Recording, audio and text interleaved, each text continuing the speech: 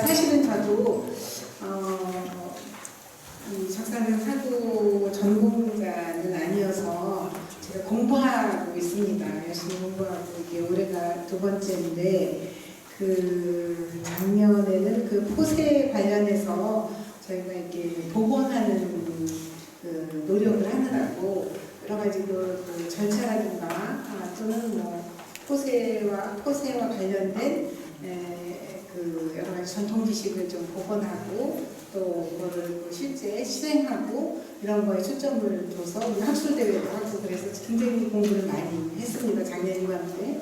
근데 올해는 이게 사실은 기간이 3년밖에 되지 않아서 미래 무형유산 사업이 올해는 저희가 이걸 좀 더 정책적인 그런 그 제안들을 좀 받아보기도 하고 외부 전문가 선생님들을 모셔서 그리고 저는 우리가 이제 두 번째이긴 하지만 이거를 내년하고 또 이어서 이걸 어떻게 가져가야 되는가 하는 고민을 담은 내용이라고 보시면 되겠습니다. 그래서 그 다음으로 제가 이제 처음에 우리가 이제 미래 무형유산 사업으로 선정돼서 다행히 3년째 내년도 문안이 통과를 해서 아마 물주 문화원에서 또 이 사업을 진행하시게 될 겁니다. 그러니까 제가 보니까 3년을 온전히 하는 데가 그렇게 많지는 않은 것 같아서 참 다행스럽게 생각하고 있습니다. 그런데 제가 봤을 때도 그 국가유산청에서도 미래유산 사업을 열심히 잘 하고 있는 곳, 그래서 연속 지원이 필요한 곳을 이제 지원을 하는데 이 경우에는 특히 이제 기록유산, 왕조실록이라고 하는 그 기록유산의 가치를 국가유산청 스스로가 잘 알고 있기 때문에 이거를 무주라는 지방에서 이안이나 포세와 관련된 국가의례를 복원하려는 노력을 이제 인정을 하고 그다음에 지속적인 연구와 그다음에 이런 것들이 복원이 필요하다라는 것을 생각하고 있다라고 보고 있습니다. 그런데 이제 조금 그 전에 조선시대 제가 이제 최근에 우리가 그 국가정보원인가요? 그 기록물이 다 타버린 사례를 보면서 이런 생각이 떠올랐어요. 조선시대에도 귀중한 사적은 분장한다 이런 원칙을 철저하게 지켜서 우리가 4대 사고, 5대 사고 이렇게 했는데 이런 기본적인 그렇게 중요한 기록을 이렇게 분리를 이렇게 이본들을 이렇게 많이 만들어주지 않았단 말인가 이런 의구심이 있었고 우리 조상들이 이렇게 중요한 사적을 분장한다 이런 원칙이 정말 몇백 년 전 얘기인데 이런 기본적인 원칙을 우리가 현대인들이 잘 스스로 깨닫지 못하고 있구나 하는 생각도 들었습니다. 그래서 이런 원칙 아래 국가기록을 분산하고 보관하는 그런 노력을 해왔고 그 안정성이 굉장히 높았고 그래서 왕조실록이라고 하는 세계 유산이죠. 세계적인 유산이 된 그런 우리의 기록물이 있다는 건 굉장히 자랑스럽고 그래서 그렇게 그 제도적으로 아주 체계적이고 철저한 관리를 해왔던 우리 선조들의 지혜라든가 아니면 선조들의 그런 의식, 사명감 이런 것들을 현대에도 다시 우리가 되새겨야 되고 미래로 전승해야 된다 이런 생각을 우리가 해야 된다는 거죠. 근데 이제 한편 생각해보면 저도 그렇고 저도 이러한 사업에 동참하기 전까지는 그거를 절실하지 않았다는 거죠. 그래서 중앙하고 지방이 함께 유산을 지켜온 그런 협력의 정신인데 이게 4대 사고, 5대 사고를 이렇게 분장해서 그러면 중앙만 한 건 아니고 그 지방도 같이 힘을 합해서 해온 이런 협력의 정신이 아직도 충분히 조명되지 못했다라는 생각이 들었습니다. 그래서 이제 점차 그 적산산 사고가 유형적인 걸로 계속 사적이나 유형유산, 유형문화유산으로 지정을 해서 남기고는 있는데 거기에 관련된 우리가 무형유산은 뭐 기록유산은 당연히 왕조실록이니까 국보로 정해져 있으니까 그것이 잘 보존되죠. 보존 안 될 이유가 없는 건데 비해서 무형유산과 관련한 이제 여러 가지 우리의 정신적인 가치가 담겨져 있는 것들, 특히 보존 관리라고 하는 측면이 우리 대한민국의 현대 기록에서도 굉장히 약합니다. 그래서 그런 그 보존 관리의 문제 이런 것들을 다시 한번 되새기는 굉장히 중요한 무형유산으로 부각이 됐으면 좋겠다 이런 생각을 가지고 저희가 이 사업을 진행하고 있습니다. 그렇게 되면은 지금 점차 우리 중앙 중심의 모든 것이 다 중앙 중심으로 되어 있는 이런 그 무형유산이나 유형유산 보존에 있어서 보존 정책에 있어서도 적산 사고의 그 어떤 역사적 위산이 좀 더 이렇게 다시 우리에게 이렇게 되새김 자리매김 해야 되는 그런 그 위치에 와 있다라고 봅니다. 다음. 그래서 이제 제가 아까 그 축사에서도 잠깐 말씀드렸지만은 무주군과 무주문화원이 마련한 이런 가치 재조명에 대한 그래서 지역사회와 함께 계승할 수 있는 기반을 마련하는 것이 이 사업의 목표입니다. 결국 제가 우리가 서문에서 제가 이제 결론부터 얘기를 하자면 적산산 사고 이안 행렬과 포세의식이 단지 과거의 유산이 아니라 중요한 것은 기록 문화와 공동체 의식을 잇는 살아있는 유산으로 자리매김 되어야 된다라고 하는 얘기를 제가 드리고 싶습니다. 네, 다음에 먼저 제가 크게 한 4가지 챕터로 얘기를 할 건데 두 번째가 미래 무형유산 발굴 육성 사업의 개요입니다. 이 사업이 도대체 어떤 건가를 아주 간략하게 앞전에 우리 그 사회에 보신 서순례 실장님께서도 이렇게 목적과 이 목표를 좀 간략하게 설명을 하신 바 있고 또 미래 무형유산 사업이 가지는 어떤 의의 같은 것도 우리가 이제 많이 잘 알려져 있습니다. 하지만 이제 제가 이것에 결국 궁극적으로 무주군과 무주문화원이 끌고 나가야 될 그것이 이 미래 무형유산 발굴 육성 사업의 안에 들어가서 보면은 조금 들여다 보인다 이런 말씀을 드리고 싶어가지고 이거를 일부러 한 챕터를 구성을 했습니다. 그래서 이게 주로 미래 무형유산 발굴 육성 사업의 기본은 비지정이죠. 아직 지정되지 않은 것들. 그 다음에 또 근현대에 새롭게 복원되거나 재창조돼서 지금 아직도 이렇게 확실하게 이렇게 지적 가치를 갖지 못하는 것들을 빨리빨리 선제적으로 발굴해보자라는 취지가 있죠. 그래서 그 다음에 또 하나는 전승 단절 위기가 있는 것들 이런 것들이고 또 지역 대표 문화 자원 또는 앞으로 지정됐을 때 분명히 그 지역의 정체성이나 공동체성을 강화하는 데 굉장히 도움이 많이 될 것 같은 그런 무형유산을 지정해서 미래 무형유산으로 육성하는 그런 사업을 하고 있습니다. 그래서 여기에 이제 그 적산산 사고 포세 이안과 관련된 사업들의 내용을 이렇게 지정이 되면은 비교적 큰 틀에서 국가유산청에서는 큰 틀에서 이런 일을 하라 하지만 구체적으로 해야 되는 일들은 각자에 맞게끔 이렇게 그 큰 틀을 좀 응용해서 하면 돼서 저희가 지금까지 해온 그 사업의 내용은 주로 그 기록화를 왜냐하면 기록 문화를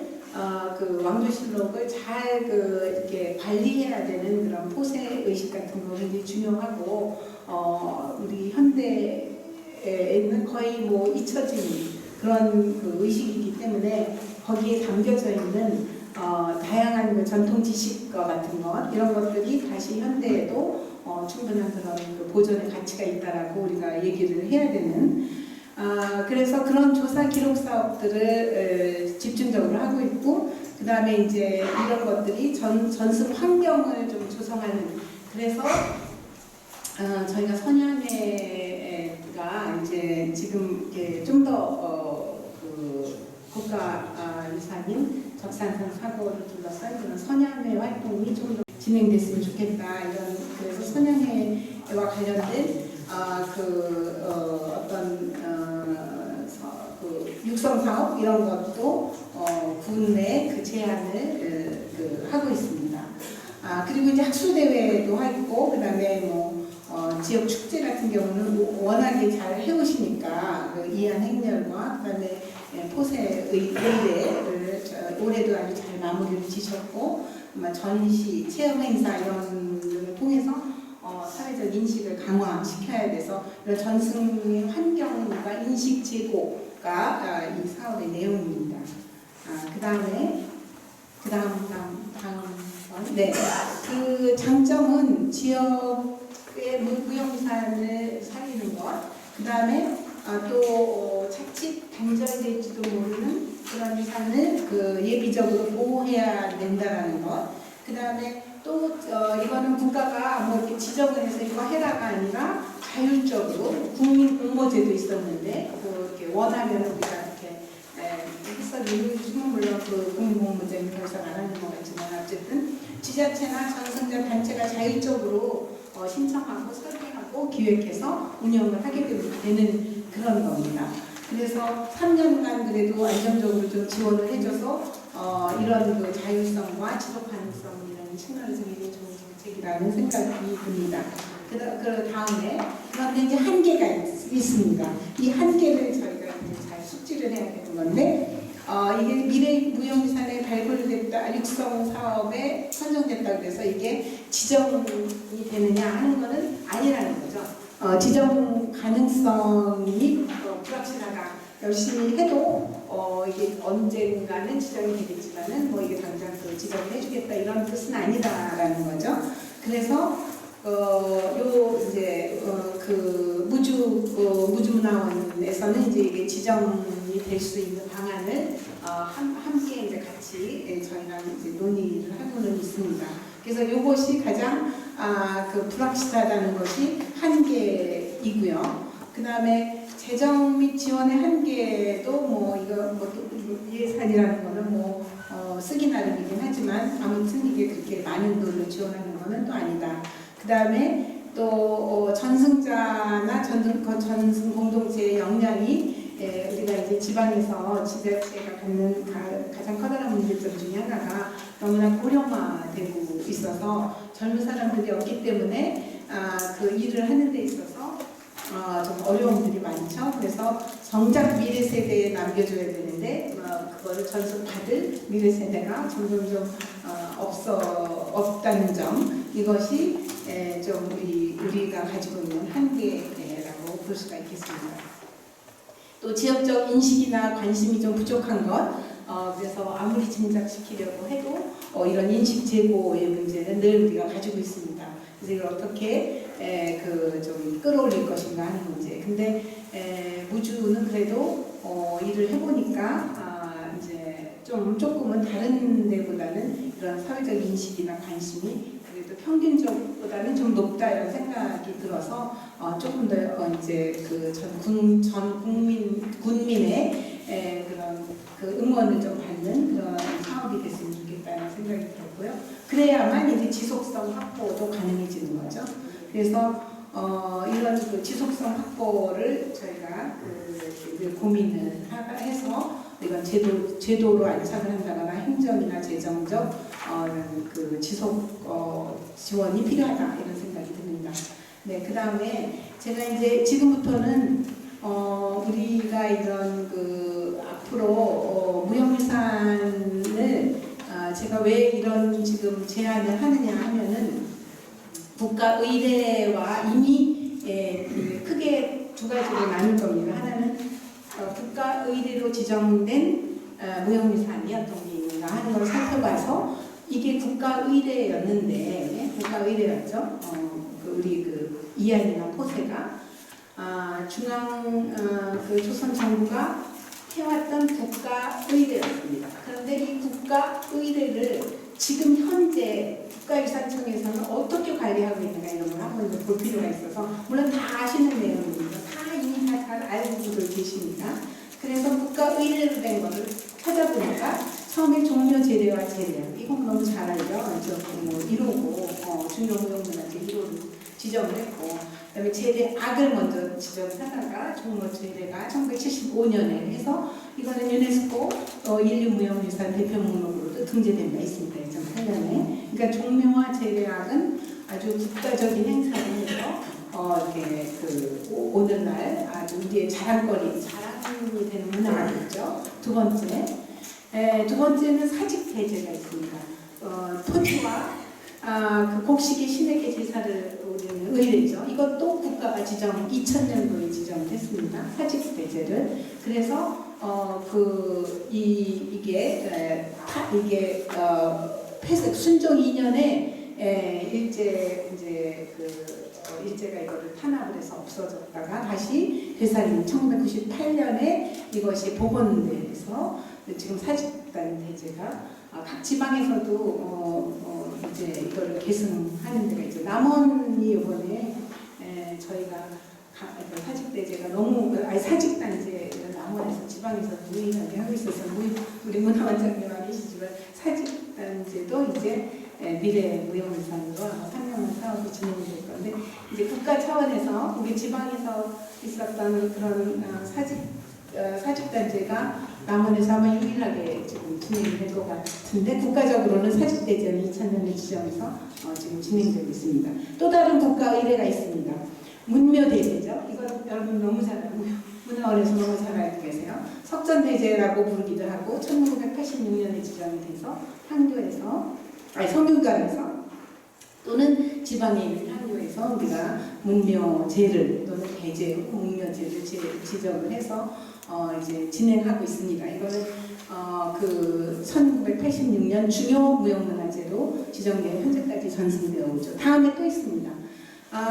이것은 국행수립제, 그래서 불교의례이긴 한데 이제 이 수립제 지정을 통해서 이제 지금 현재는 지방에서도 지방에 있는 절에서도 수립제를 지정을 하고 있는데, 국행으로 했던 곳이 세 곳입니다. 사마사, 진관사, 그 다음에 백운사, 그래서 세 개가 지정이 됐습니다. 2013년에, 2014년에. 그래서 이것도 국가의례로 해서 국행자를 붙여서 우리가 대제를 지내고 있습니다. 그 다음에 저희가 이제 이렇게 국가의례를 다 사라질 뻔했던 것들을 되살려내서 복원해서 더 이상 이제 소멸되지 않도록 국가가 지정을 해놨다. 이걸 먼저 우리가 생각을 하고, 그 논리의 근거도 우리가 그렇게 마련했으면 좋겠다라는 뜻에서 제가 이미 다 알고 있지만 우리 이 적산산 사고의 포세나 이안이 국가의례였다. 그래서 국가의례를 다시 되살리는 것에 대한 당위성은 이미 지금 제가 말씀드린 국가의례들을 종묘, 석전대제, 문묘대제 이런 것들, 국행수립제까지 해서 국가가 혹은 지방이 이거를 전승하고 있다. 그 다음에 또 하나 중요한 거는 조선 왕조실록 관련 지정 문화유산입니다.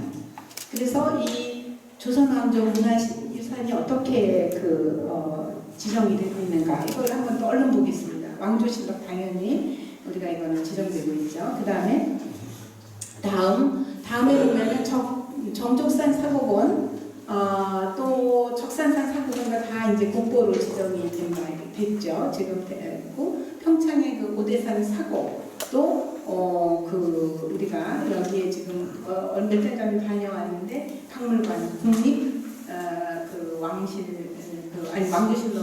박물관이 세워져가지고 아주 굉장히 앞으로 오픈한 지 얼마 안 됐지만 앞으로 이제 할 일이 굉장히 많은 그런 관리를 이제 본격적으로 하는 현대적 전승에 그 숙제를 안고 이제 지금 박물관이 운영되고 있습니다. 국가유산청이 관리하는 박물관이죠. 다음에 그다음에 이제 무주의 적산 산성. 여기 산성도 사실은 이 산성을 보고 산성을 지정을 했는데 사적으로 1965년에 이미 사적 지정이 되어 있지만 이 사적으로 지정하면서 사실은 이 적산 산성이 물론 외래 침입을 막고자 하지만 사실은 여기에 적산산 사고가 설치되어 있었기 때문에 아마 그런 의미가 이 안에 그 사고가 있었고 그 사고를 보호하는 이 산성의 그 의미도 거기에 담겨져 있다고 봅니다. 물론 이제 산성에 있는 외침에 대비하기 위한 것이긴 하지만 그 안에 사고가 있었다는 의미가 그러한 역사적 그 사실의 기초에서 이것이 사적이 됐고요. 그 다음에 사고지 같은 경우는 봉화 태백산 사고지 이거는 지금 사적 지정이 1991년에 되어 있고 안국사 극락전도 1974년에 전라북도 유형문화유산으로 지정이 되어 있습니다.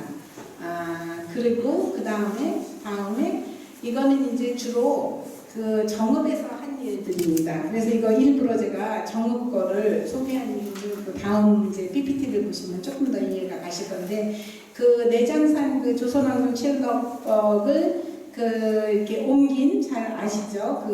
두 명의 그 선비가 이거를 옮기는 과정에서 여기 안희하고 손홍록이 전주사고실록을 내장산으로 옮기는 그런 기록을 자세하게 기록해놓은 인계기사와 그 다음에 그들이 갖다 놨다고 하는 조선 왕조실록 보존터 이런 것들을 전부 다 정읍에서 유산으로 만들어놨습니다. 전라북도 유형문화유산으로 지정이 되어 있다거나 그 다음에 전라북도 기념물로 보존터는 만들었다든가 그 다음에 정읍 남천사 같은 경우는 여기도 그 사당인데 이게 두 분의 위패를 모신 손홍록과 안희의 위패를 모신 사당도 이게 전북 문화유산 자료로 지정되어 있습니다. 이게 정읍에서 한 일이라는 거죠. 그 다음에 자 그래서 제 생각에 이제 우리도 이거를 좀 이렇게 이 무주에서도 지금 산성 사적이죠. 그 다음에 왕조실록 국보죠. 그 다음에 안국사 에 있는 극락전, 물론 극락전보다는 우리 사고라는 입장에서는 천불전이 더 중요하죠. 천불전이 더 훨씬 중요하죠. 그게 사고였으니까 선언각을 그대로 옮겨다 놓은 그런 상황이라서 이것이 이렇게 제가 얘기하는 거는 하나의 이렇게 복합유산으로 발전될 수 있는 이게 하나 포세나 혹은 묘양산 묘양산 실록의 이할 행렬 또 있지만 이런 것들이 이 유형, 무형, 사적, 기념물 이게 하나의 조선왕조실록 복합문화유산으로서 무주가 가지고 있는 굉장히 귀중한 자산들이다. 그렇게 했을 때 이 포세나 이할이 더 관련된 의미가 조금 더 이렇게 살아날 수 있겠다. 그래서 이렇게 좀 같이 우리도 정읍에서처럼 계속 지정을 해서 묶는 것처럼 여기도 이렇게 이미 지정이 돼 있어요. 그러나 앞으로 이제 이런 것들이 조금 더 노력이 필요하다. 이제 선언각을 사러 이렇게 이제 지정을 해야 되는 문제 이런 것들이 더 있기 때문에 이런 걸 좀 한번 생각해봤습니다. 네, 그 다음에 그래서 이렇게 이 적산산 사고 포세나 이한의식의 무형유산 시장 타당성을 제가 생각해봤을 때 제일 중요한 거는 첫째가 전통 지식과 기술의 보존과 활용입니다. 그래서 조선 왕조실록을 어떻게 이걸 보존하려는 노력을 우리 2조 500년 동안 해왔고 이런 것들에 대한 전통 지식과 기술 이런 것들이 현대로 전승돼야 될 가치가 충분히 있다. 두 번째는 아까 말씀드린 대로 국가의례의 어떤 상징성입니다. 국가의례의 보존이라든가 현대적 개선 이걸 왜 하겠어요? 종묘나 문묘대제, 석전대제 수립 국행제 이걸 왜 하느냐는 거죠. 국가 의례가 갖는 상징적 의미가 굉장히 크다는 거죠. 그러니까 이것도 우리 그 적산산 사고와 관련된 국가 의례의 상징성 이거를 계속 우리 무주 국민들은 인식을 해야 됩니다. 세 번째는 그 지역 공동체의 참여. 그래서 지역 공동체가 전체적으로 참여하고 의례 전승의 사회적 기반을 갖추자. 선현회가 이제 조금 더 열심히 그 일을 좀 하셨으면 좋겠습니다. 네 번째는 이제 사고의 그 어떤 연계가 좀 필요하지 않을까. 이거는 우주 문화 원장님도 전에 조금 말씀하셨고 저희가 그래서 오대산도 가본 거고 강화는 못 가봤지만 그래서 이렇게 사고들의 서로의 연계를 통한 국가 의례의 또 이렇게 자리매김을 좀 더 이렇게 할 수 있지 않을까. 그래서 공동 지정을 하는 방안 이것도 있다는 거죠. 다음에 네, 그래서 제가 맺은 말을 하겠습니다. 오늘날 적산산 사고 이한 행렬과 포세의식은 더 이상 조선의 지도적 의무를 존재하지 않습니다. 굉장히 상징성이 있다는 거죠. 그러나 그 안에 담긴 기록문화의 정신을 상기하고 보존 관리의 과학과 철학을 계승해서 국가와 지방이 공동으로 참여하는 문화유산 관리의 거버넌스 모델이 되었으면 합니다. 그 다음에 세 번째로는 무주구등화 무주문화원이 추진 중인 이번 사업은 그러한 회복의 출발점이자 지역의 전통을 국가의 미래로 연결하는 그런 문화적 실천이 되어야 합니다. 그 다음에 향후 이 사업이 국가무형유산으로 지정이 되게 된다면 후손들이 조선의 기록문화를 배우고 체험할 수 있는 교육의 장으로 발전할 수 있기를 기대하면서 저희가 이 사업을 내년에도 열심히 해서 노력을 해서 아까 말씀드린 대로 국가의례로서 혹은 왕조실록의 중요한 그 문화유산의 그 연계 모델로서 한번 노력을 해보고자 합니다. 감사합니다.